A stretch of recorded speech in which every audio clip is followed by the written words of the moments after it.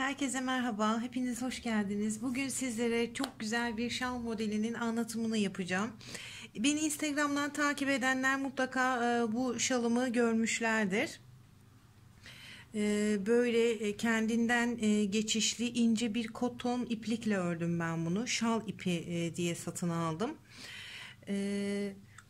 Kendinden renk geçişleri olan bir ip.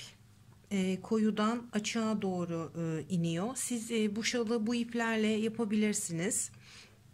İp koparma, ip bağlama, ip birleştirme derdi olmuyor. Bir de bu iplerin renk tonlamaları çok güzel. Renk geçişleri çok güzel. Öreceksiniz bu iple yapabilirsiniz.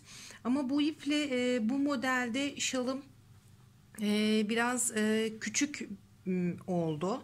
Yani şalı omuzlarınıza örttüğünüz zaman böyle belinize kadar inmiyor. Onu söyleyeyim. Çünkü çok ince bir ip kullandım. Daha fazla büyütebilirdim ama ipim bitti. Hatta bu püsküllerini yapmak için bile bu ipten elimde kalmadı. Ben de bu tonuna uyacak şekilde elimde yine koton, ondan birazcık daha kalın koton bir ip vardı. Ben de püsküllerini bu iple yaptım. Siz şalınızın daha büyük olmasını istiyorsanız daha kalın koton iplerle yapabilirsiniz. Yün iplerle örebilirsiniz. İp tercihiniz tamamen size kalmış. Ben ince bir ip tercih ettim. Çünkü bunu böyle bahar aylarında, yaz aylarında da kullanılabilir. Bu çok ince, çok yumuşak bir ip oldu. Bir ip. Şalım da çok yumuşak oldu. Böyle söyleyebilirim. Bu ipin markası Yarnart. Yarnart'la ördüm. Dediğim gibi şalım bu iple çok fazla büyümedi. Hani böyle bir boynunuza bağlayacak şekilde oldu. Öyle söyleyebilirim. Şimdi ben size bu modeli anlatırken daha kalın bir ip kullanacağım. Kırmızı bir iple öreceğim bu sefer. Tek renkle yapabilirsiniz siz şalınızı yaparken. Yani böyle çok güzel duruyor kendinden geçişli iplerle ördüğümüz zaman ama bunu tek renkle de yapabilirsiniz. İki renkle de yapabilirsiniz. Hani benim fikrimi soracak olursanız şuradaki trabzan geçişlerini tek renk yapabilirsiniz. Şuradaki çiçeklerini canlı bir renkle yapabilirsiniz. Yani hani aynı renk olması zorunda değil. Bunda böyle bir şey var. Bu şalda yapabilirsiniz. Şuradaki trabzanlar.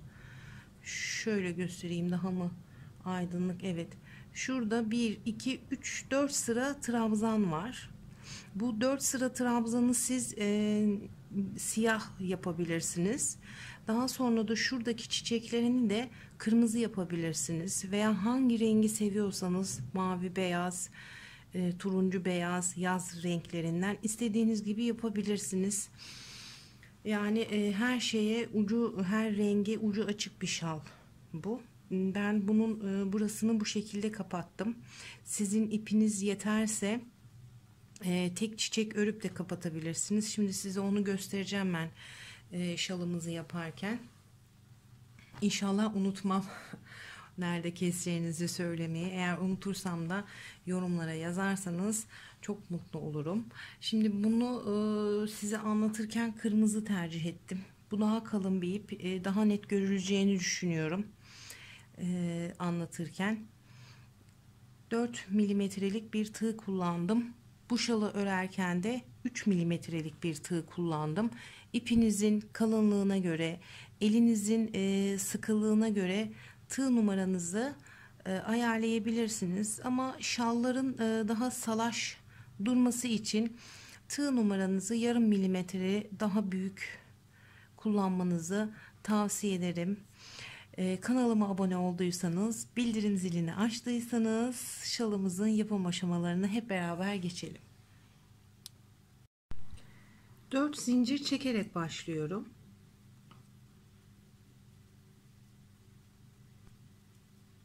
İpimi burada düğümledim. 1 2 3 4 Çekmiş olduğum en baştaki zincirin içinden tığımı geçiriyorum.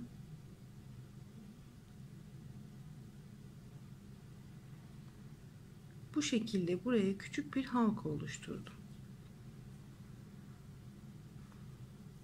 1 2 3 zincir ve halkanın içine bir tane trabzan. Burada çekmiş olduğum 3 zincirle birlikte bunu da trabzan olarak saydım. Halkamın içinde 2 tane trabzanım oldu. Devam ediyorum. 2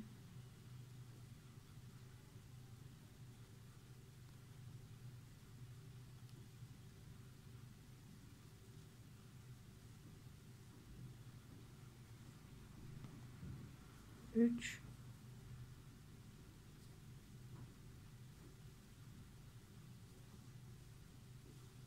ve 4.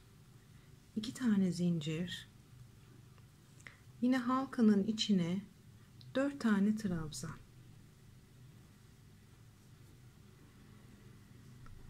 1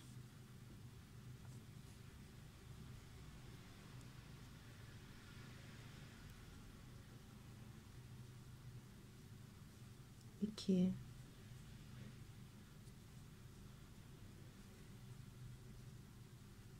3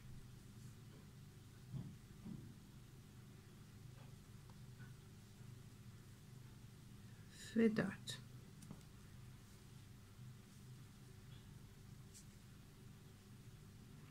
Bu birinci sıramız. Devam ediyorum. 1 2 3. Şurası bizim halkamızın kanat kısmı olacak. Şuraları şalımızın kanat kısmı olacak. Siz buralarının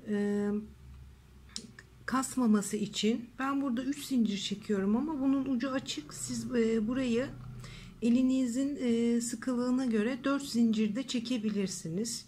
Şimdi 3 zincir çektim. Örgümü döndürdüm. Hemen bu zincirin dibindeki şuradaki trabzan boşluğuna batıyorum. 1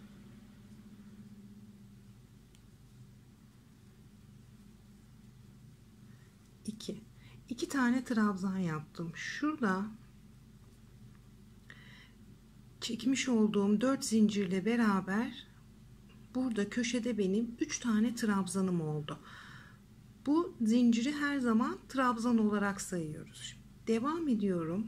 Bu kısmı trabzan olarak dolduracağım.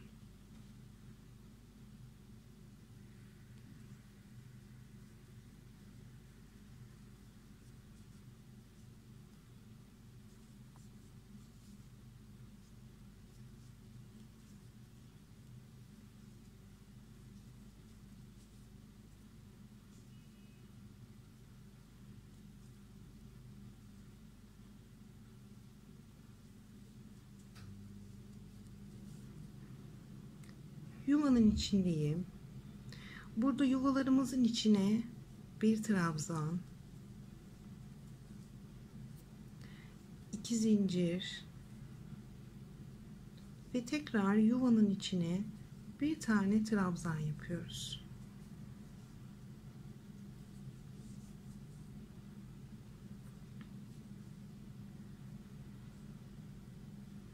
Daha sonra bütün trabzanlarımızın başına yine birer tane trabzan yapıyoruz.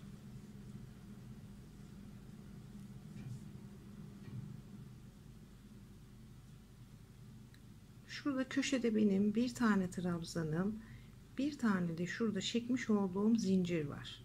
Burada trabzan olarak saymıştım. Buradaki trabzanımın tepesine de batıyorum.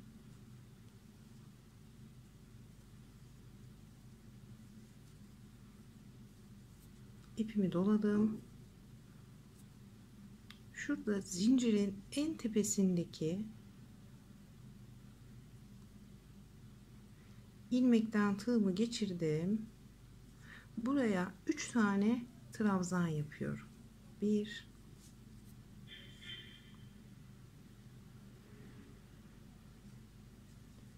2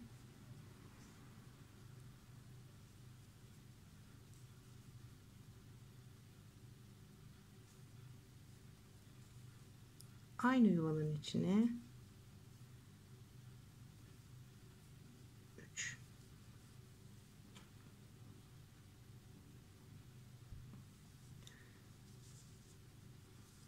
Buralarda köşelerde her zaman 3 tane trabzan yapıyoruz. 1 2 3 zincir çektim, örgümü döndürdüm. Buradaki çekmiş olduğum zincirin hemen burada en dibine batıyorum. 1 2 tane trabzan. Ne yapmış oldum? Zincirle beraber bu köşeye 3 tane trabzan yapmış oldum. Şimdi trabzan olarak devam ediyoruz. Her trabzanın başına bir tane trabzan.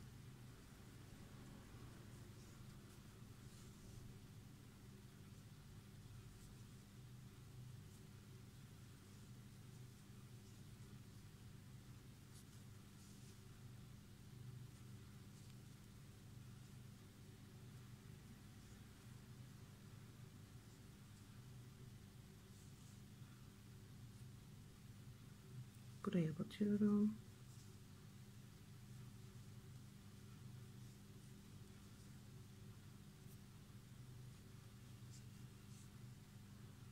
Buradaki trabzanıma da batıyorum.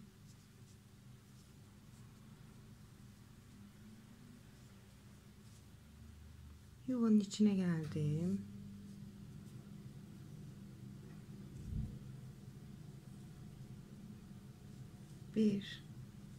Bir tane trabzan yaptım.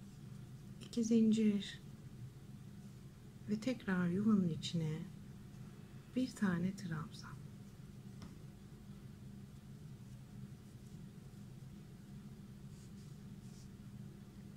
Bütün trabzanlarıma birer tane trabzan.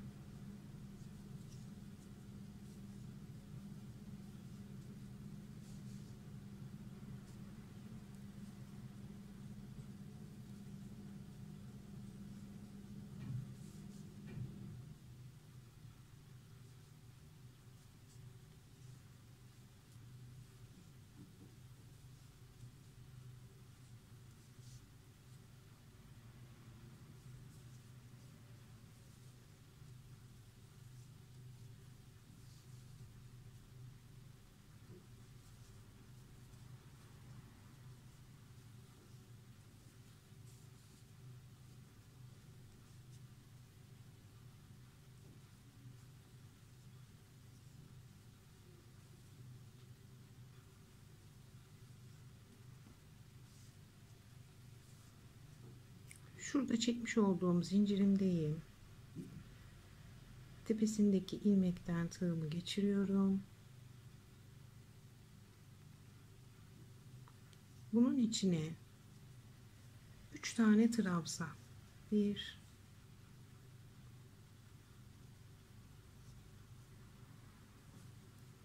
2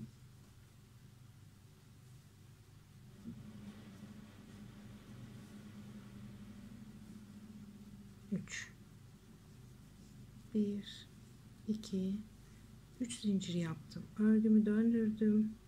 Zincirimin hemen dibindeki şuradaki boşluğa batıyorum ve 2 tane trabzan. 1 ve 2. Bu şekilde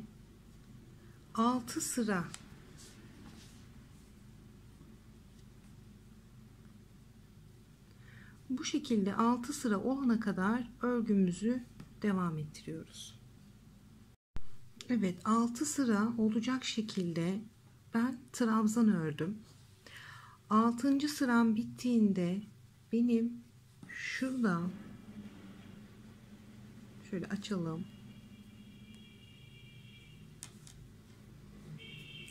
Buradan şu uç noktasına kadar çekmiş olduğum zincir dahil 19 tane trabzanım oldu. Burada da aynı şekilde buradan buraya kadar 19 tane trabzanım oldu. 6. sırada. Şimdi buradan sonra örneğimizi kurmaya başlıyoruz. Şimdi 7. sıradayız.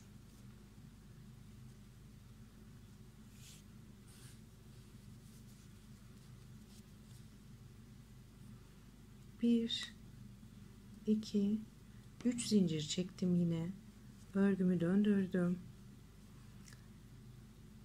Dibine 2 tane trabzan yapıyorum. 1,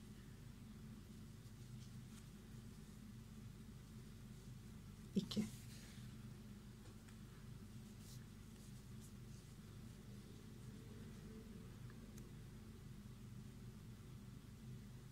Bu zincirin tepesine şurada 2 tane trabzan yaptım. Zincirimle beraber 3 tane trabzanım olmuş oldu. Şimdi buradan sonra yine trabzan olarak devam edeceğiz. Ama bu sefer şöyle açarak göstermek istiyorum. Trabzanımızın tepesine değil, içine değil, şöyle arkasından geçirerek yapacağız trabzanlarımızı.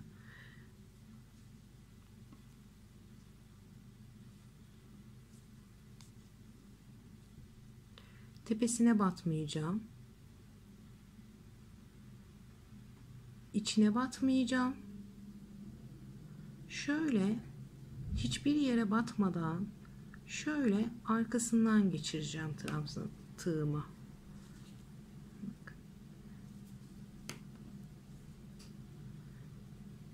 Ve bunu yapmaya şu zinciri atlıyorum. Çünkü bunun üstüne trabzan yaptık. Ve hemen yanındaki trabzanlardan yapmaya devam ediyorum. İpimi doladım.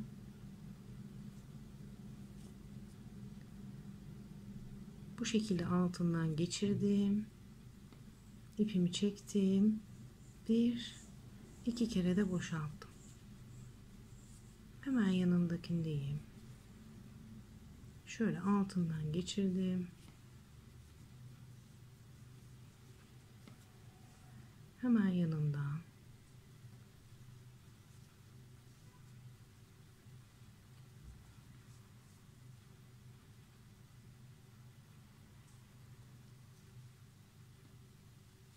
Hemen yanından. Bu şekilde örgümüzün başına kadar devam edeceğiz. Ve ön tarafında şu şekilde bir efekt oluyor. Şöyle bir zincir çıkıntısı oluyor bu tarafında. Devam edelim.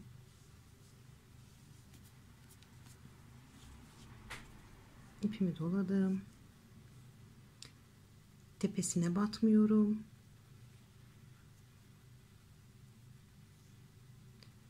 İçine batmıyorum. Arkasından geçiriyorum ve trabzanımı bu şekilde devam ediyorum. En başına kadar bütün trabzanlarımı bu şekilde yapacağım.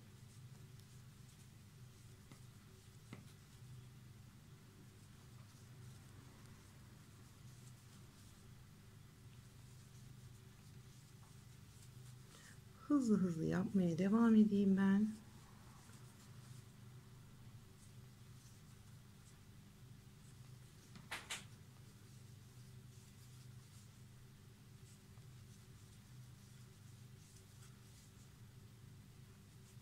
Hiçbir trabzanı atlamadan hepsine tek tek sırayla birer tane trabzan yapıyorum.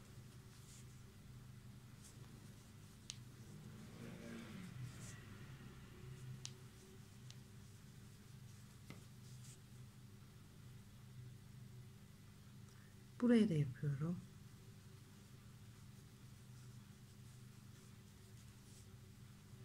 İpimi doladım.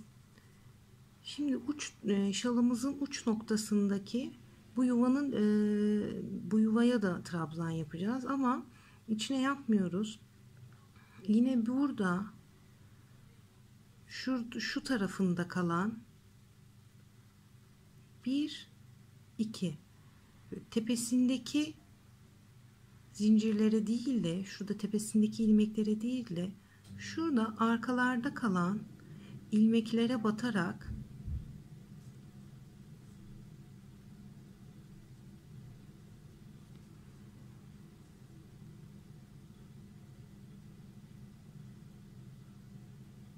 batabilsem.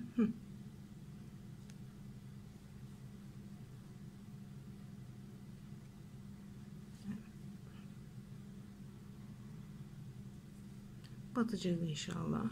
Evet. Arkasında bize bakan ilmeklere batarak bir trabzan, 2 zincir ve yine burada arkası tarafında bize bakan, şöyle tepesindeki değil, şuradaki ilmeğe değil, şuradaki ilmeğe şuradan batarak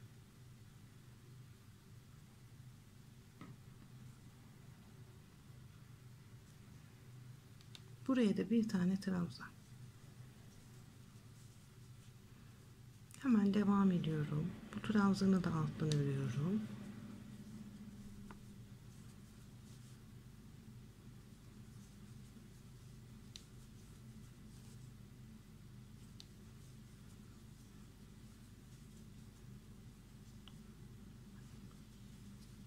Örgümüzün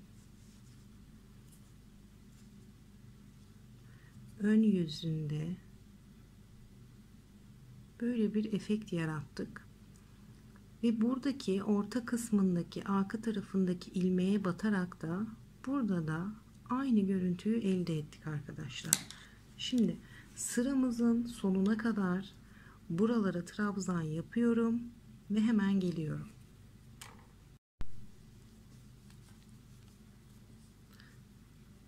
Sıramın sonuna geldim. Yine bakın benim burada bir trabzanım, burada da bir tane zincirim var. Bu trabzana da bir tane trabzan yapıyoruz. Ve bu zincirin en tepesine batıyoruz. Köşedeyiz çünkü. Ve bunun içine 3 tane normal trabzan yapıyorum. 1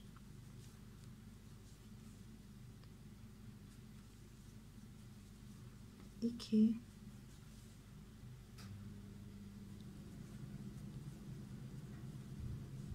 ve 3. 1 2 3 zincir çektim. Örgümü döndürdüm. Şimdi 8. sıramızı yapacağız. 8. sıramızda örgümü şöyle tutuyorum. Buradaki zincirin şu noktasına şöyle tığımı şöyle öndeki ilmekten geçiriyorum ve bu ilmeğin içine 2 tane trabzan yapıyorum. Zincirimle birlikte 3 tane oldu. Yine buraya bu sırada da bütün ilmeklerimin başına birer tane trabzan yapıp kapatacağım. Bunu tekrar gösterelim.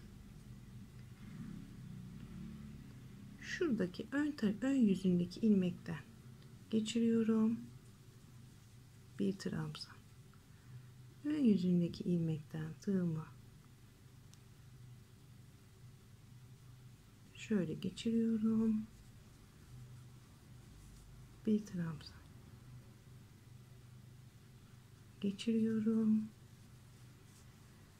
Bir trabzan. 8. sıradayız. Bir trabzan. tepe noktasına kadar bu şekilde devam edeceğim.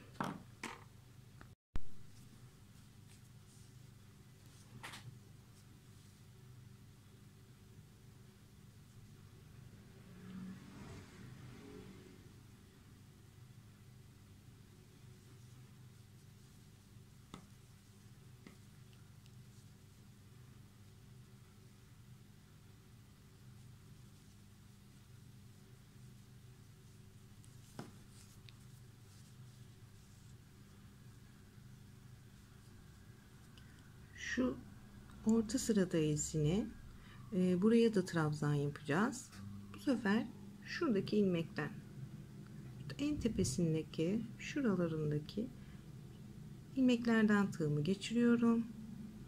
Sadece tek ilmekten buraya bir trabzan.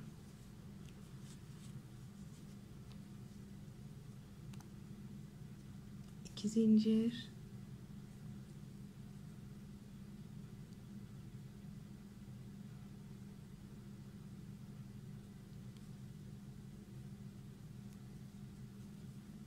Bir trabzan.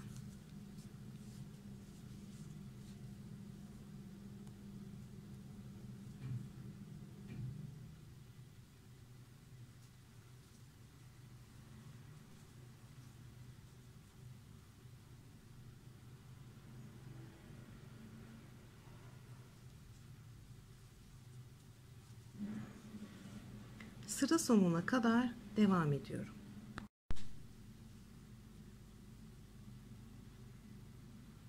Uç kısmına kadar geldim. Şuradaki son trabzanı tepesine de bir tane yaptım. Ve burada çekmiş olduğum zincirin başından tığımla geçirdim. Ve buraya 3 tane trabzan. 2 ve 3.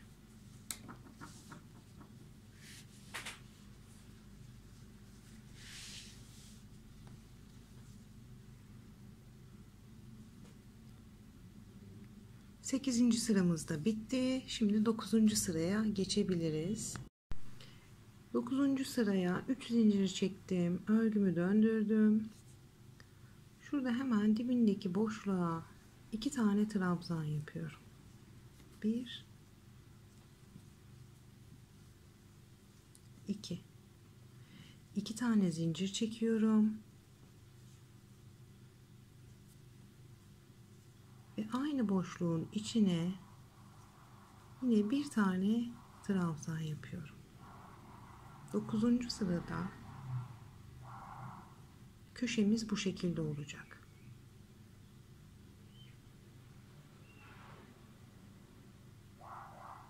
İpimi doladım. 1 2 zincir atladım. Üçüncüye bir trabzan,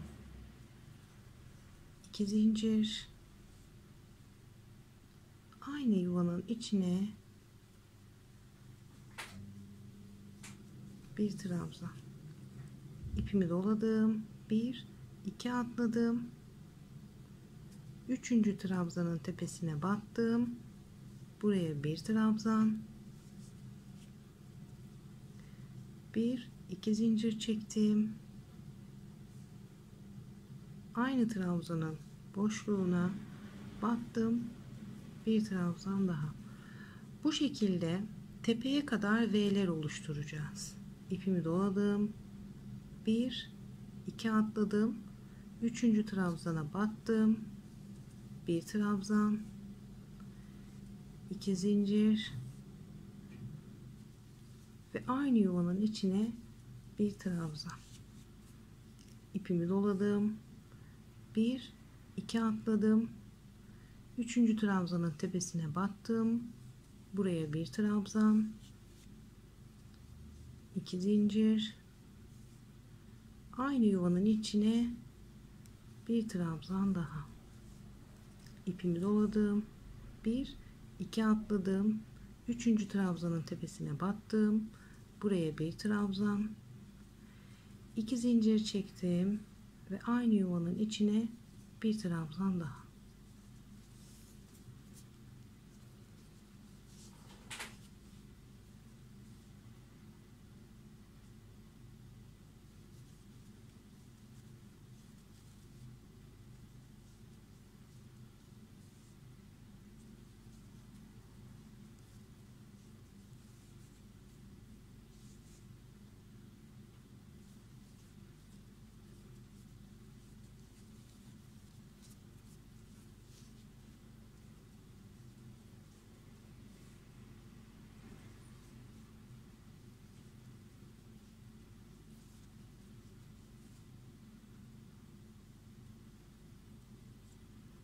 Bir, iki atladım.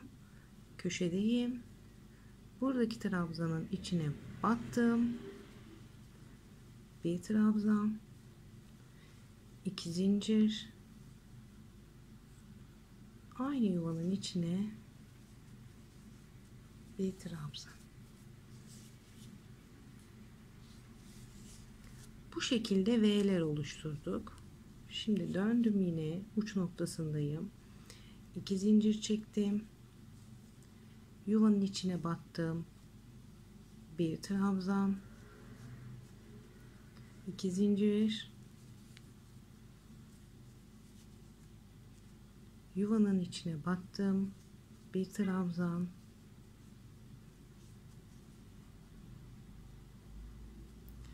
2 zincir,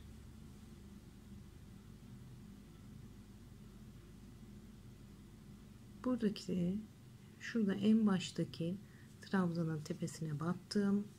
Bir trabzan, 2 zincir, aynı yuvanın içine bir trabzan. Buradaki tepe noktasını bu şekilde yapıyoruz. Devam ediyorum.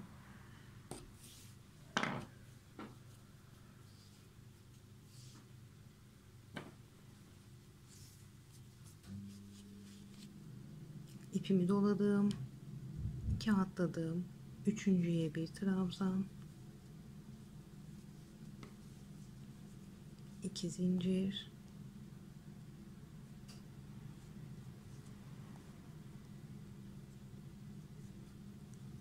bir, 2 zincir, yuvanın içine bir trabzan, ipimi doladım. 1, 2 atladım. Üçüncüye battım. Bir trabzan, 2 zincir, yuvanın içine bir trabzan. İpimi doladım. 1, 2 atladım. Üçüncüye battım. Bir trabzan, 2 zincir, aynı yuvanın içine bir trabzan. İpimi doladım. 1, 2 atladım. Üçüncüye battım.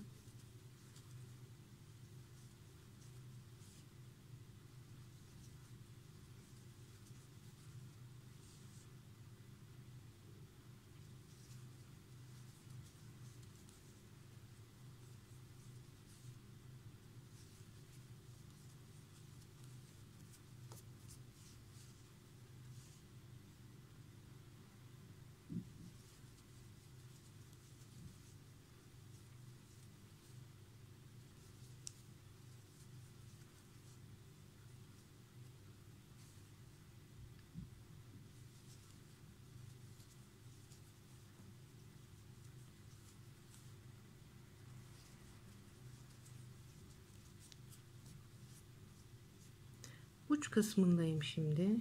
İpimi doladım.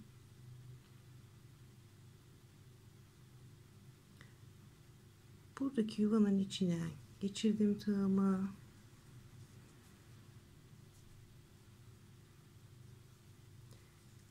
İki zincir çektim. Pardon, şuraya bir bakalım nasıl yapmışız. Evet.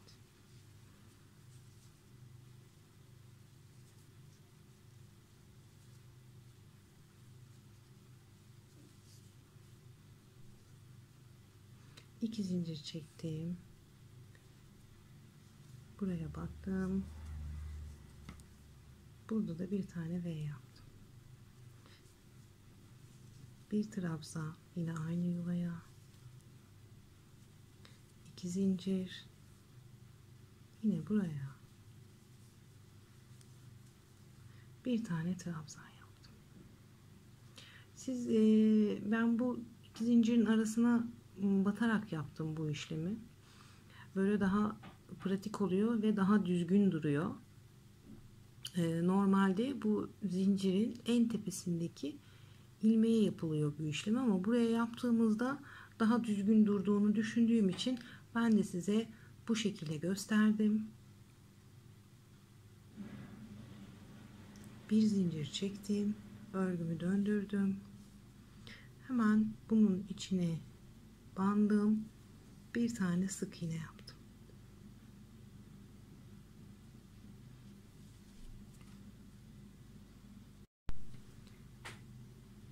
Bir sık iğne yaptım, ipimi doladım. Buradaki V'nin içine 7 tane trabzan. 1 2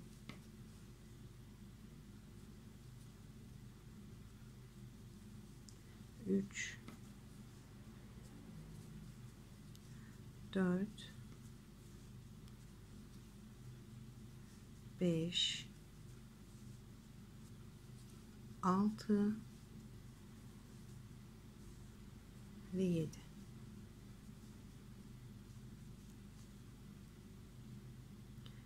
Şuraya değil, şu V'nin içine sık iğne ile trabzanlarımı bağlıyorum. İpimi doluyorum. V'nin içine yine 7 tane trabzan. 1 2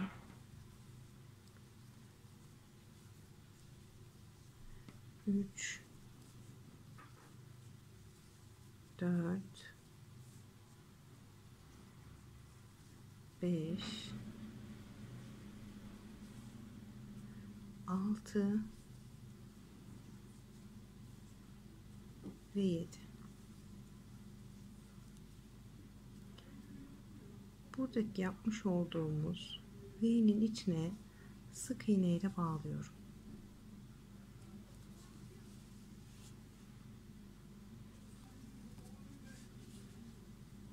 İpimi doluyorum. Hemen V'nin içine geçiyorum. 7 tane. 1 2 3 4 5 6 ve 7. V'nin içine bir sık iğne. Sıra başına kadar bu şekilde devam ediyoruz. Hatta videoyu durdurmadan yapalım. Ben hızlıca yapıyorum ki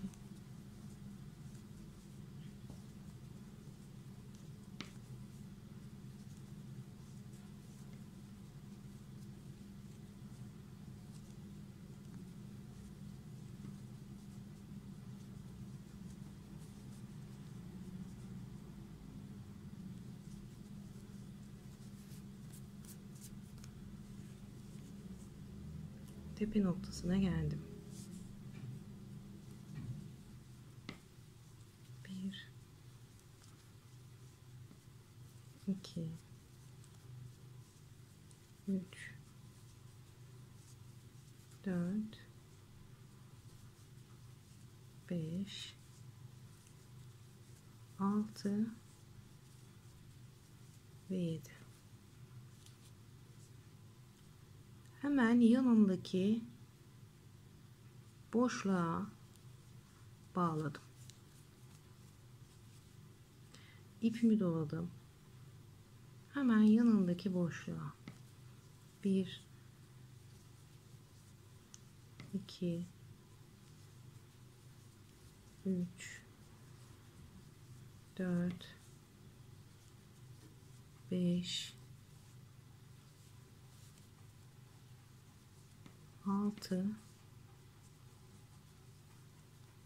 ve 7. Hemen yanındaki boşluğa sık iğne ile bağladım. Hemen yanındaki 1 2 3 4 5 6 7. Hemen yanına bağladım. Sıramızın sonuna kadar bu şekilde devam edeceğiz.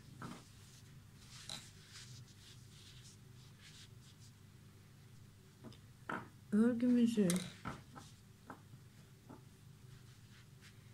tepe noktası da arkadaşlar bu şekilde olacak.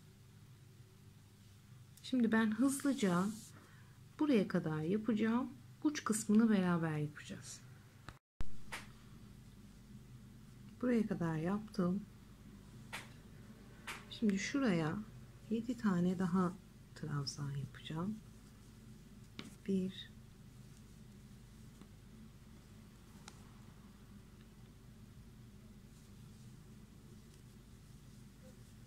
2 3 4 5 6 7.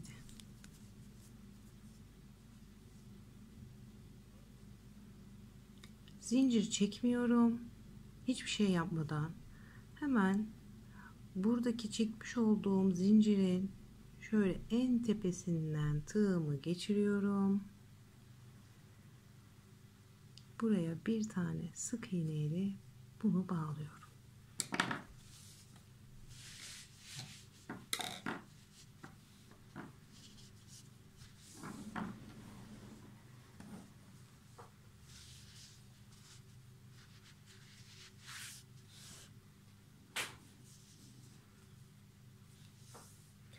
Bir üst sıraya geçelim.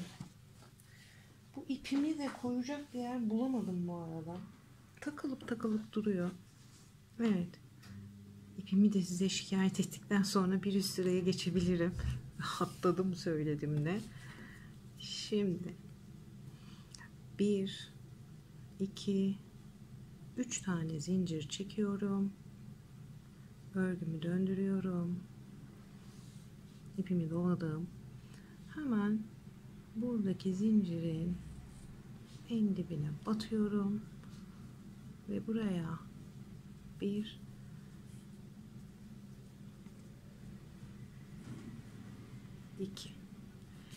2 tane trabzan.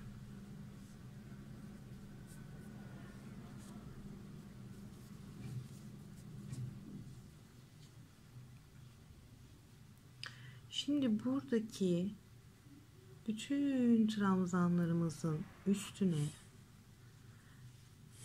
yine şöyle örgümün önünü çevireyim. Şurada yaptığımız gibi arkasından batarak hepsini trabzan yapıyoruz. Yapalım. İpimi doladım.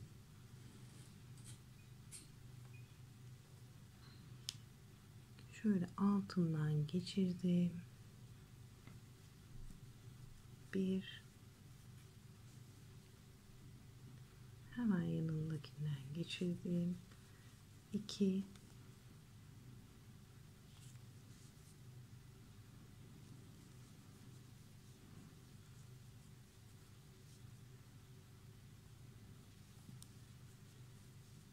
3 hiçbir yere batmıyorum. Tepesine de batmıyorum. Trabzanımın içine de batmıyorum. Şuradan geçiriyorum.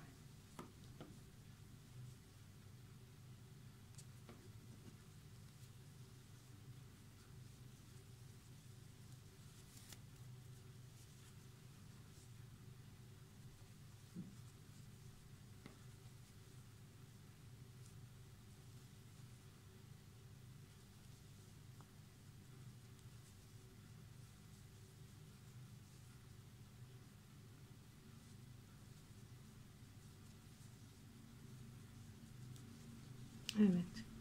7 tane trabzanımı bu şekilde yaptım.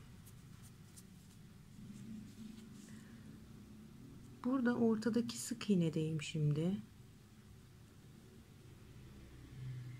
Tığımı şuradan geçirdim.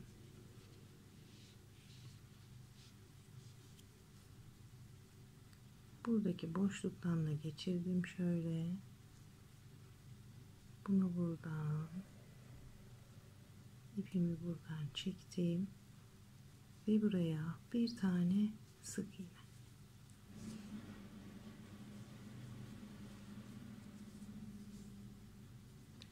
İpimi doladım. Trabzan yapmaya devam ediyorum.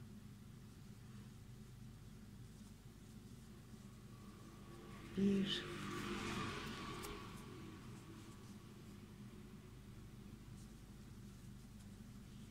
iki, üç, dört,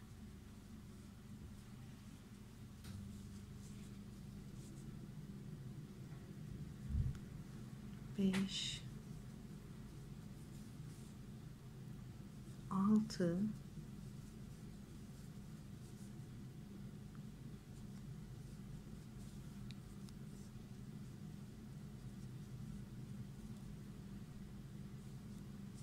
şimdi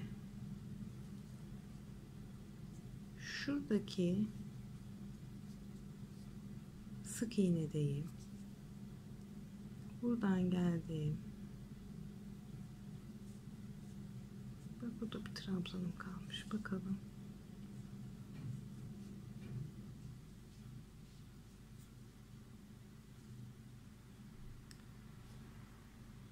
Bir, iki, üç, dört, beş, altı yapmışım. Bunu da alalım.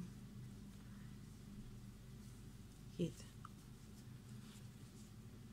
Buradaki sık iğneye geldim. Tığımı buradan geçirdim. Evet. Buradaki boşluktan da geçirdim. Buradan çektim. Ve bir tane sık iğne yaptım. Tekrar yapalım burayı.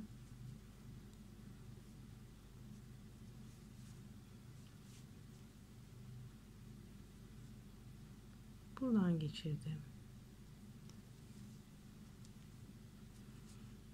Şuradaki ilk trabzanın hemen şöyle yanından geçirdim. Tığımı hiçbir yere batmadım. İpimi buradan çektim ve bir tane sık iğne yaptım. Tekrar göstereceğim.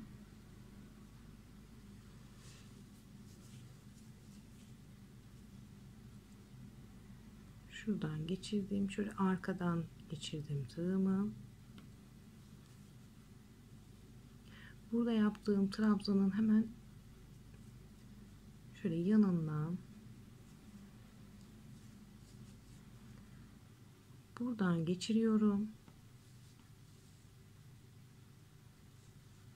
Hemen tutarak göstereceğim. Buradan geçiriyorum. Hop, ipimi çektim. Bir tane bir tane sık iğne yaptım. Şimdi yine trabzanlarımın şöyle arka tarafından geçirerek buraya 1, 2,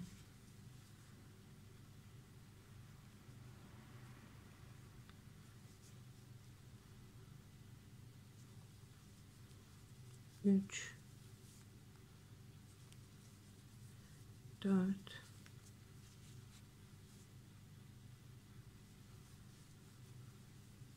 5,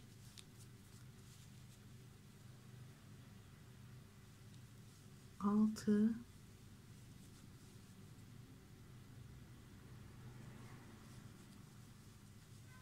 ve 7.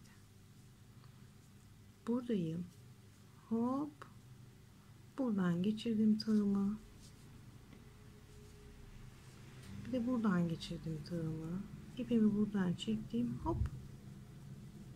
Buraya bir tane sık iğne yaptım. Döndürüyorum örgümün yüzünü. Bakın. Bu şekilde örgümün ön yüzü. Sıramın başına kadar bu şekilde devam edeceğim. Buraya kadar geldim. Şu kısmı tepe noktası. Tepe noktalarını ve şurada bitirme yerlerini hep beraber yapmak istiyorum. Şimdi buraya 7 tane trabzan yaptım. Burayı tekrar göstereyim. Şöyle tığımı bir buradan bir de buradan sokuyorum. Şöyle arkadan buradan geçirdim.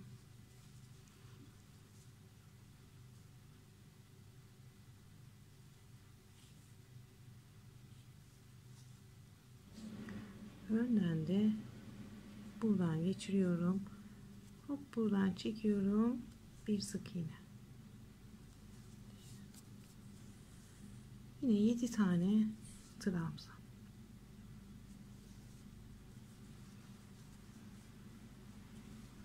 Bir, iki, hızlı hızlı yapayım, çabuk çabuk. 3,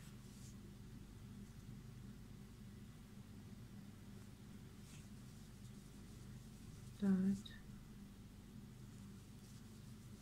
5, 6,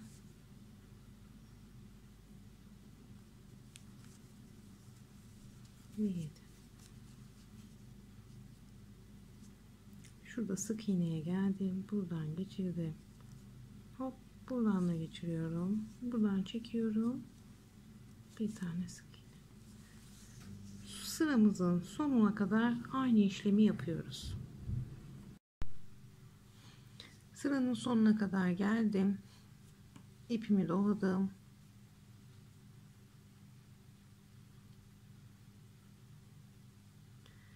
Şurada en başta yaptığım zincirin şu tepesinden geçirdim. 1,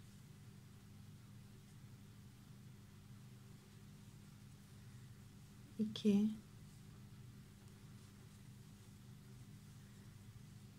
3 tane trabzan yapıyorum. 1, 2, 3 zincir çekiyorum. Örgümü döndürüyorum ve 12. sırama başlıyorum. İpimi doladım. Çekmiş olduğum zincirin dibindeki boşluğa battım. 1, 2 tane trabzan. Şu ikinci trabzana da trabzan yapacağız ama bu sefer trabzanlarımızı alt sıralarda şöyle önden almıştık. Şimdi tığımızı şöyle arkadan geçiriyoruz ve buradan trabzanımızı yapıyoruz. 1,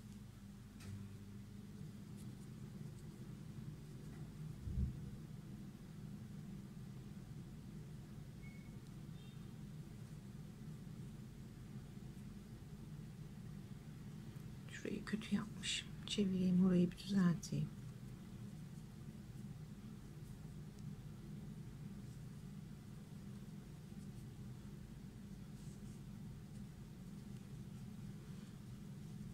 Bir,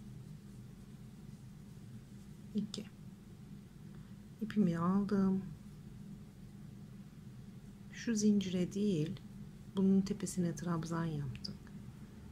Şuradaki trabzanı şurayı netleyelim.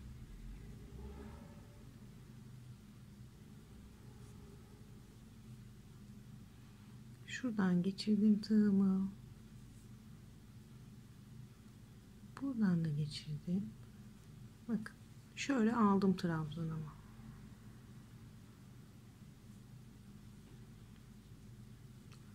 şöyle aldım. İpimi buradan çektim. Buraya bir tane trabzan. Şu ikinci trabzanımdayım. Yine aynı şekilde buradan çektim. Bir trabzan. Şuralarda yaptığımız 7 tane trabzanın ipimi doladım. Birinci trabzanına da yine aynı şekilde şöyle aldım. Arkası da böyle. İpimi buradan çektim. Bir trabzan. 3 tane zincir çekiyorum. 1 2 3 4. Dördüncü trabzanı şöyle arkasından geçiriyorum tığımı. Bir zincirle, bir sık iğne ile zincirimi buraya bağladım. 1 2 3 zincir çekiyorum.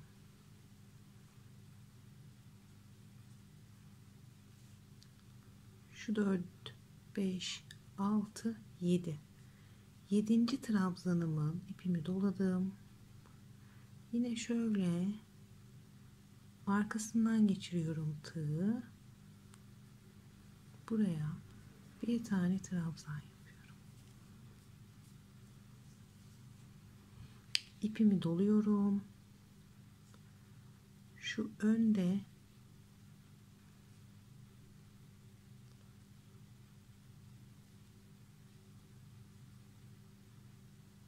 batıyorum buraya. Bir tane trabzan. İpimi doladım. 7 tane trabzanımın birinci trabzanının şöyle arkasından geçiriyorum tığı. İpimi buradan çekiyorum. Bir tane trabzan. 1 2 3 zincir. 1 2 3 4. Dördüncü trabzanın arkasından geçiriyorum tığı ve çekmiş olduğum 3 tane zinciri sık iğne ile buraya bağlıyorum. İpimi aldım. Şuradaki 7.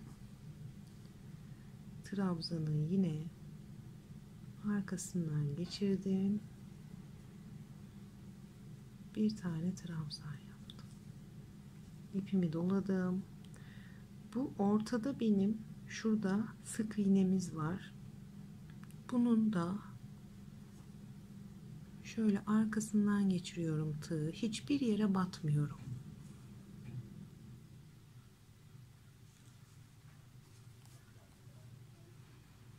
İpimi buradan çektim.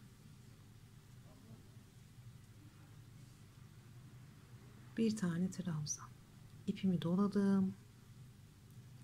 En baştaki trabzanımdan şöyle tığımı geçirdim. Buraya bir tane trabzan. 1 2 3 zincir çektim. 1 2 3 4. Dördüncü trabzanın arkasından yine geçirdim tığımı ve buraya zincirimi sık iğne ile bağladım. 1 2 3 zincir. Şurada 7. trabzana ipimi doladım. Buradan hemen arkasından hiçbir yere batmadan tığımı geçirdim. İpimi çektim. Bir trabzan. İpimi doladım. Buradaki önde yaptığımız sık iğneden şöyle geçiriyorum. Arkasından tığı. Hiçbir yere batmıyorum burada da. Ve buraya bir trabzan. İpimi doladım. En baştaki trabzanımdan geçirdim tığımı. bir trabzan. Bu şekilde sıramızı bu şekilde sıra sonuna kadar değil, şu en baştaki çiçeğimize kadar geliyorum ben ve orada tekrar devam ediyorum. Tepe noktasına kadar geldim. Öndeki sık iğneye bir tane trabzan yaptım önden. Şimdi buraya arkadan bir tane trabzan yapıyorum.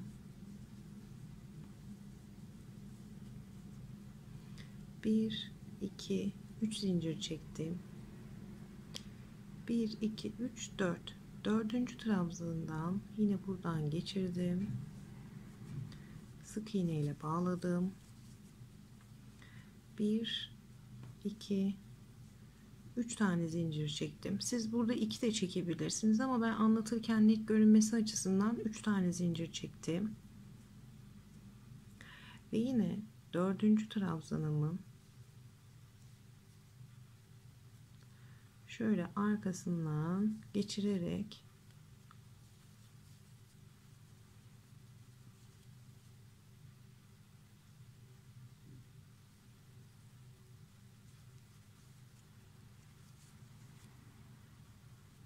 bir tane sık iğne yaptım ve bu en tepede şurada yapmış olduğumuz halkayı buraya yaptım.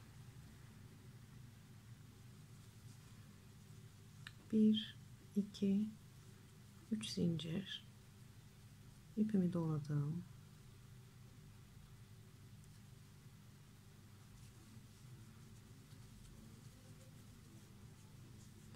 Ben böyle yavaş yavaş yapıyorum ama örmesi çok pratik.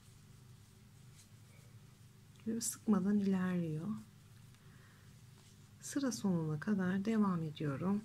Orada buluşuyoruz. Sıramın sonuna kadar geldim ben. Şu dördüncü sıraya, dördüncü trabzana 3 tane zincir çekip buraya sık iğne ile bağladım. Yine 1 2 3 tane zincir çekiyorum. İpimi doluyorum. Ve burada 7. trabzanımdan tığımı geçirip bir tane trabzan yapıyorum. Şimdi buradaki trabzanlarıma 1 2 bir de şurada var 3 trabzan yapacağım. 1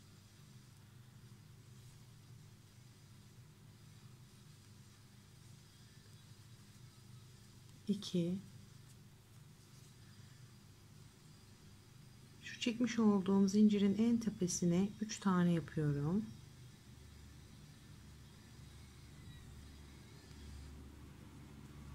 1 2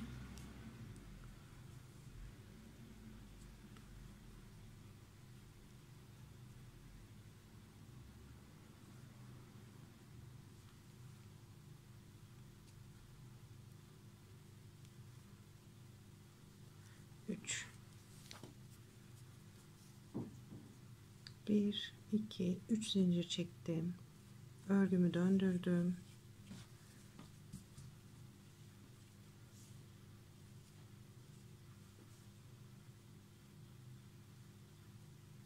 Buraya 1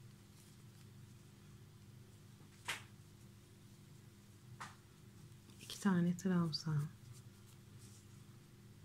en ucuna, daha sonra buradaki trabzanlara tepesine batarak birer tane trabzan,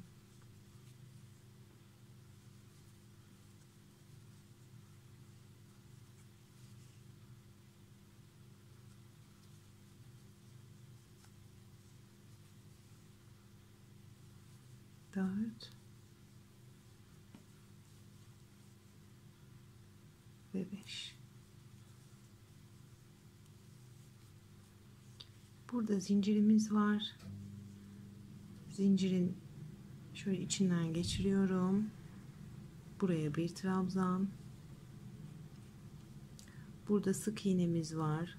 Bu sık iğnenin tepesinden batıyorum. Buraya bir tane trabzan. Yine zincirdeyim. Zincire bir tane trabzan. 1 2 3 tane trabzan var burada. Bunların da tepelerine batarak birer tane trabzan.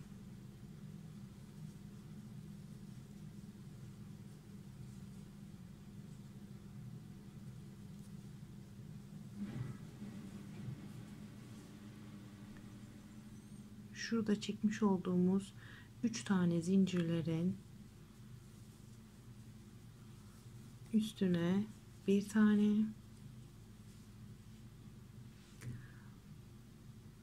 buradaki sık iğneye bir tane,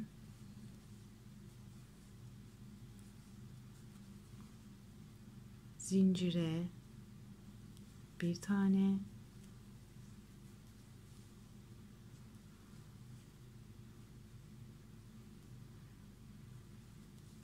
trabzanın tepesine battım bir tane, buna da bir tane,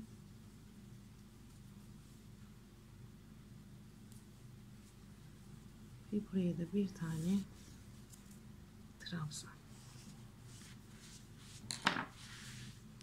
Tepesine kadar bu şekilde ilerliyoruz. Tepe noktasına kadar geldim. Burada zincir çekmiştik. Zincirin içine bir tane trabzan, 2 zincir, yine şuradaki halkanın içine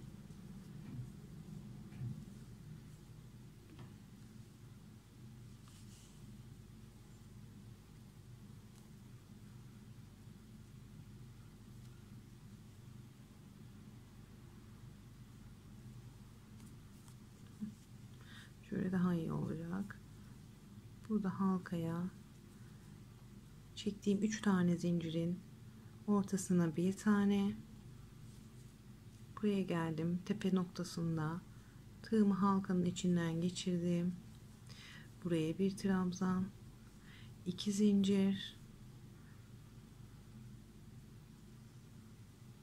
yine halkanın içine bir trabzan,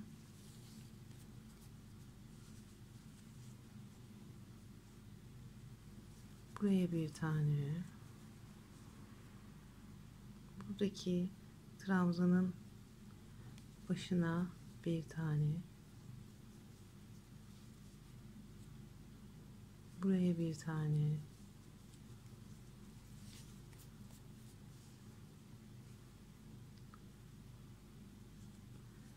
buraya bir tane trabzan, zincire bir, sık iğneye bir,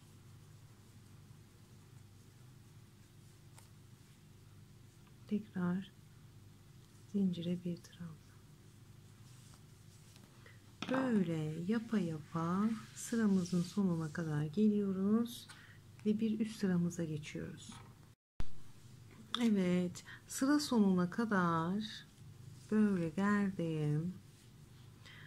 Trabzan yaptım. Yine buradaki en sondaki zincirin tepesine 3 tane trabzan yaptım ve örgümüzün ön yüzünü çevirdim.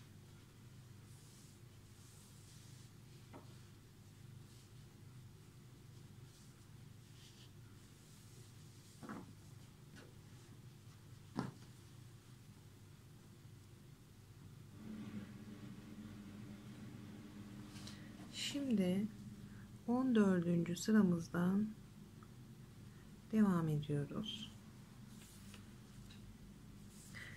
Bu çiçeğimizi modeli bu kadar. Burayı trabzan olarak yapacağız. 3 tane zincir çektim. Yine zincirimin en dibindeki yuvanın içine bir,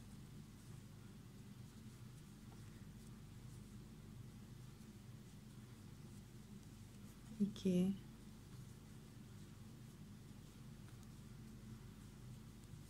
3 tane trabzan yaptım ve yine bu sırayı trabzan olarak yapmaya devam edeceğim.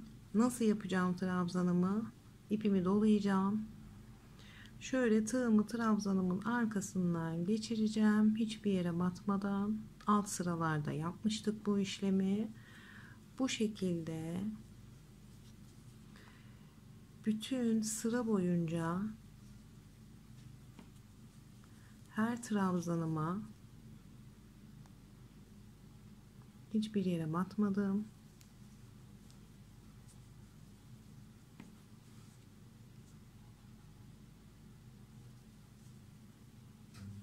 Trabzan yapıyorum arkadaşlar. Sıra sonuna kadar ben trabzanlarımı yaptım arkadaşlar.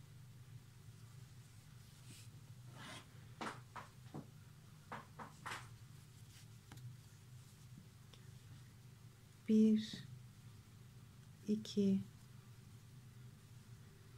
üç tane zincir çektim. Örgümü döndürdüm.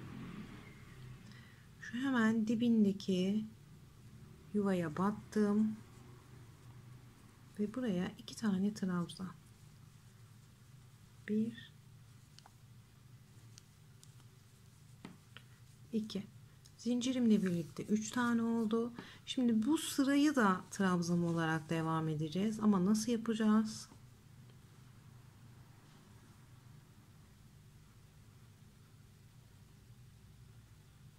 İkisine batmayacağım.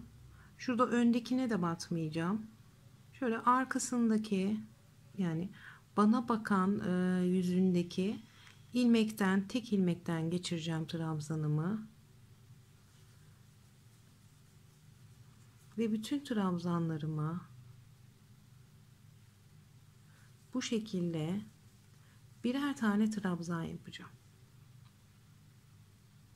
Şuna batmıyorum. İkisine birden de batmıyorum. Sadece bu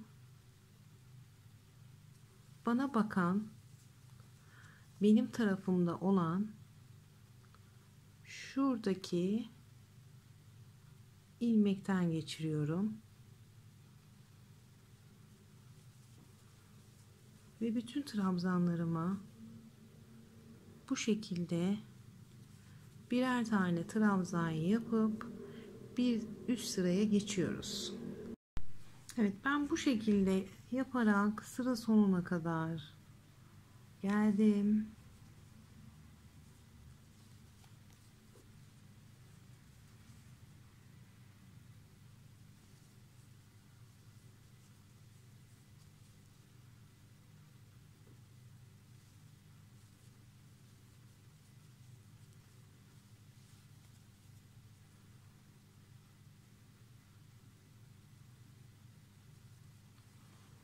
Şuradaki zincirin tepesine yine batıyorum.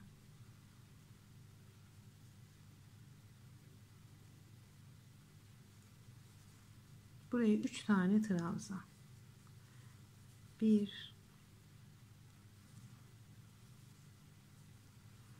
2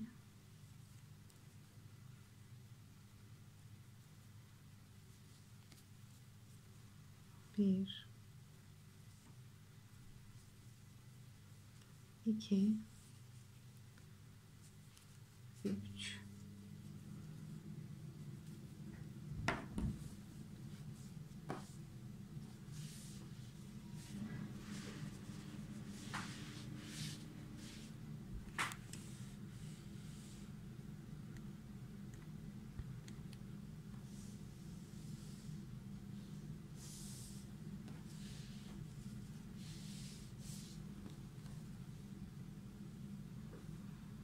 Bu şal modelimizin örneği bu kadar arkadaşlar. Şimdi siz şu trabzanı yaptıktan sonra direkt buradaki çiçeğin modelini kurmaya başlıyorsunuz. Yani şuradaki V'lerden yapmaya başlayacaksınız. Ben burada bıraktım. Burada bıraktım. Buradan sonra şu sıradayız V'leri yapmaya başlayacaksınız ve oradan arkadaşlar yürüyüp gideceksiniz. Şimdi benim burada size anlatacağım, söylemek istediğim şey vardı bu sonunda. Şalınızı ördünüz. İki türlü yani şu ucunu iki türlü yapabilirsiniz.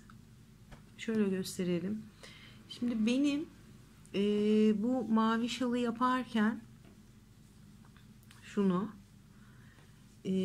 aslında bu renkten buraya bir tane daha çiçek yapmam gerekiyordu. Şunu şöyle kenara alalım. Ama benim ipim yetmediği için ve ipimi de sonuna kadar kullanmak istediğim için bu çiçekten sonra da trabzanı yaptıktan sonra yine örgümün arka yüzünden bu şekilde çıkıntılı trabzan yaptım. 2 defa. Ve ucunu bulabilirsem şalımızın, evet. Bak. Ben şalı bu şekilde kapattım. Ama siz isterseniz, bakalım hangisinde daha, bunda daha net. İsterseniz sadece şu V'leri yapıp şuraya 7 trabzan yaptıktan sonra da kapatabilirsiniz ki öyle de çok güzel oluyor. Yani dilediğiniz gibi yapabilirsiniz. Ben bu şekilde kapattım. Siz şu V'lerin içine trabzan yaparak bitirip o şekilde de kapatabilirsiniz ki şalın, yanlış hatırlamıyorsam, orijinali o şekilde kapanmıştı. Ama işte eldeki imkanlar benim ipim bir sıra daha örmeme izin vermedi. Ben de şu kadarlık bir ipin ziyan olmasına gönlüm razı gelmedi. O yüzden ipimin yettiği kadar örgümün arka yüzünden buralara trabzan ördüm. Böyle de çok güzel oldu. Ve örgümü kapattım. Pembe ipten de çok güzel oldu ve kalın, şöyle netleyelim. Kalın ipten yapınca da daha bir tok durdu modelimiz.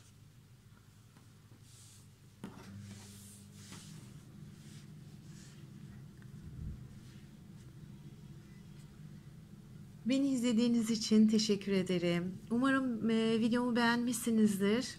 Umarım kendinize ve sevdiklerinize bu güzel şallar yaparsınız. Beğendiyseniz beğen butonuna basmayı, kanalıma abone olmayı ve bildirim zilini açmayı unutmayın efendim. Sağlıklı günler, hoşça kalın. Kafanızın takıldığı herhangi bir konuda ne olursa olsun yorum olarak belirtebilir. Instagram'dan bana mesaj atabilirsiniz. Hoşça kalın.